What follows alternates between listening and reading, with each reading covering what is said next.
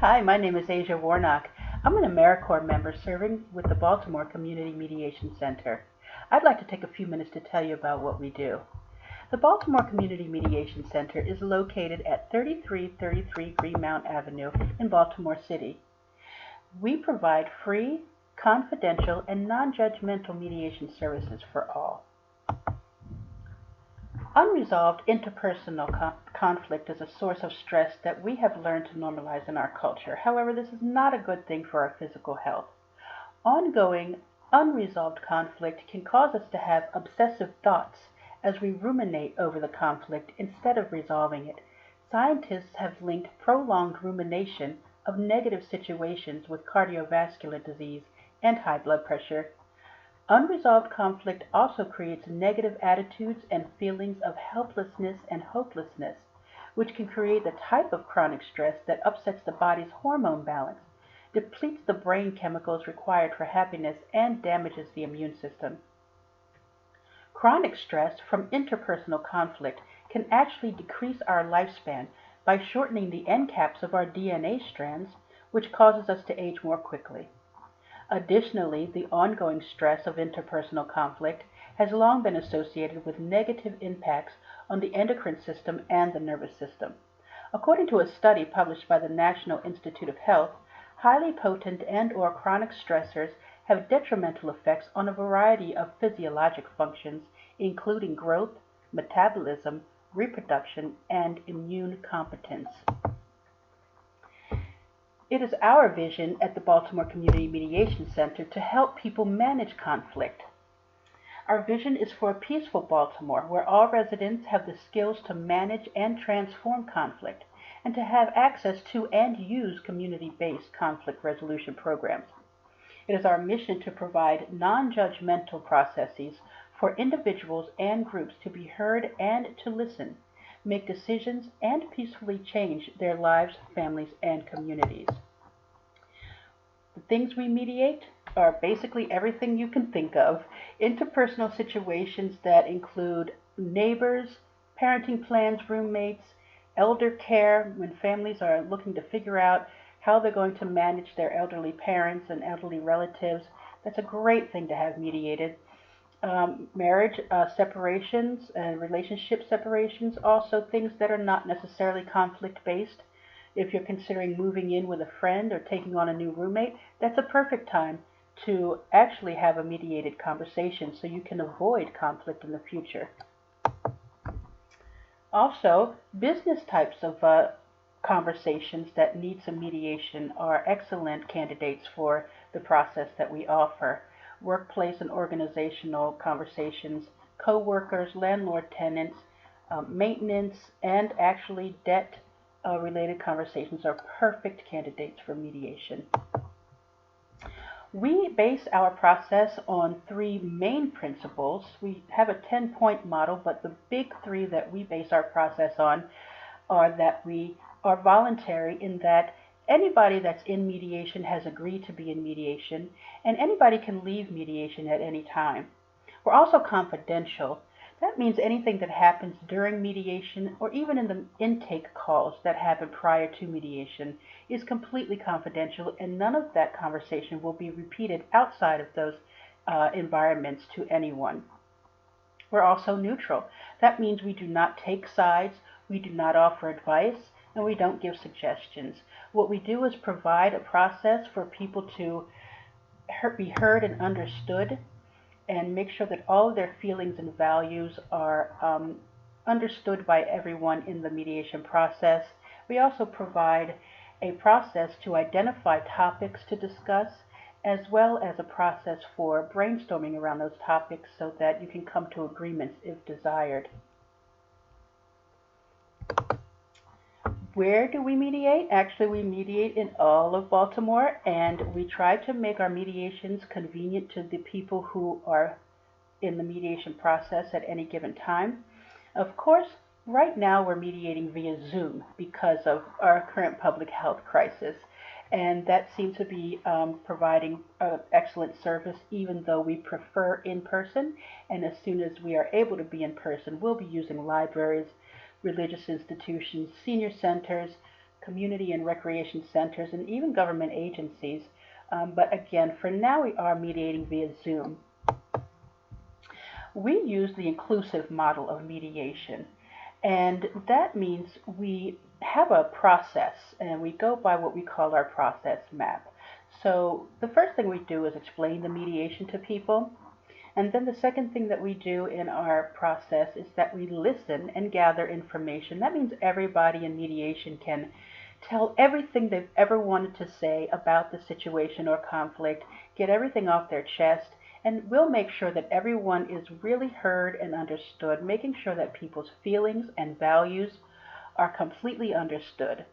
At that point, the people who are mediating begin to decide the actual topics that they want to discuss, and then, of course, brainstorming around the topics to develop solutions. We also make sure that people know that the mediation process is yours. If you're in mediation, it is your process. So it's not something that we are not doing the brainstorming. The people in mediation are doing all the brainstorming, and that is really empowering for people and as they come up with solutions. Once the brainstorming has taken place, there's a process for even writing agreements if people choose to write agreements. And so you can actually leave mediation with an agreement. We get our referrals from basically everywhere. If you have individual people in your lives that you know are experiencing types of interpersonal conflict, definitely send them our way. But we also, so that would be community members, also community organizations. We get some referrals from the state's attorney as well, and the different courts, the circuit court and the district court. The police department also gives us referrals. We work with correctional facilities. We actually do a reentry program which I'll talk about in a few minutes. We do mediate in the Baltimore City Public Schools when they're in. We do actually mediations with students and staff as well. Anybody that needs to mediate within that public school system can have our services for free. Okay, and we also are volunteer run. So more than 95% of the people that work with the Baltimore Community Mediation Center is volunteer. So all the mediators are trained very well. We have a really good training program, and we actually offer that training program to you. If anybody watching this video is interested in becoming a mediator, you can come see us. We will train you. And that is one of the big things that we offer to the community is free training so that people can gain skills and just serve the community as best they can. So we do have a reentry program, and that consists of offering mediation to people who are currently incarcerated and who are within 2 years of being released. They can mediate with anyone on the outside that they would like, and they can have as many mediation sessions as possible. All of our mediation sessions are 2 hours long, and so anybody, including people in the reentry program, you can have just as many mediation sessions as you want, of course at no cost, because everything we offer is free. We also have school programs, so we do interpersonal mediations, as I mentioned before, within the schools. We do mediations where the topic is actually attendance. We do IEP facilitations, and a great thing that we do is a conflict management workshops. We have a police community program. These consist of youth, police, and police dialogues.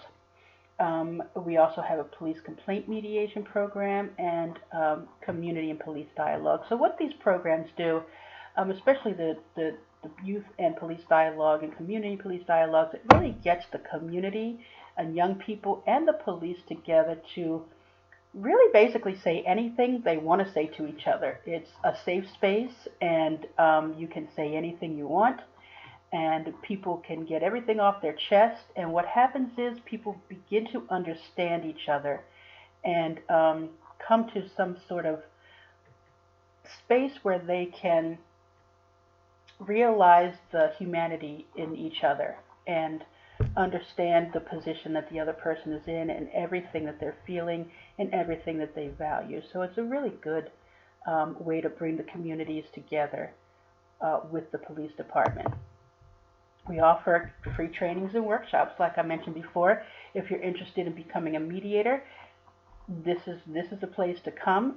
And once you become a mediator, we continue to train you. We have some excellent trainings and workshops that are really very well thought through, very well designed, and we're still having them even when things are shut down. We're having these things via Zoom, and we're just finding that they are really valuable to our program.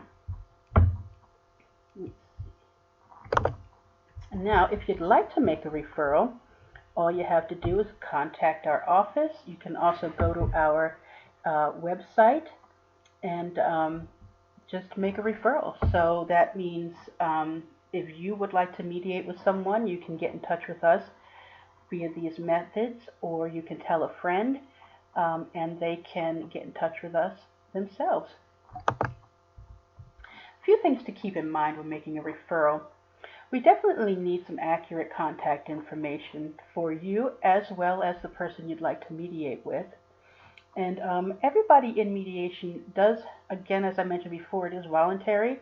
So in order to be able to volunteer to be in mediation, you do have to be able to speak freely for yourself. And so those things are something to keep in mind when making a referral. And so I hope that that was helpful, and that you've learned a little bit about the Baltimore Community Mediation Center, and that you will keep us in mind when you have mediation needs. And so give us a call, email us, or contact us through our website, and we'll be happy to work with you. Thank you.